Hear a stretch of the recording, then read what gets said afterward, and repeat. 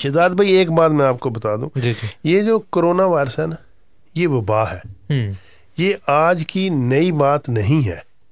آپ ہسٹری میں دیکھیں، پیچھے دیکھیں تو نبی کریم صلی اللہ علیہ وآلہ وسلم، چونکہ ہم مسلمان ہیں، پچھلی جب ہم تاریخ، پچھلی سٹوری دیکھتے ہیں تو اس وقت جب ہم یہ اسلامی کتابوں میں دیکھتے ہیں تو جب کبھی کوئی وبا ایسی پھیلتی، ایک گاؤں دوسرے گاؤں والوں، نبی پاک صلی اللہ علیہ وسلم کے فرمان ہیں کتابوں میں، حدیث نبوی صلی اللہ علیہ وسلم میں، کہ وہ گاؤں والے دوسرے گاؤں میں نہ جائیں.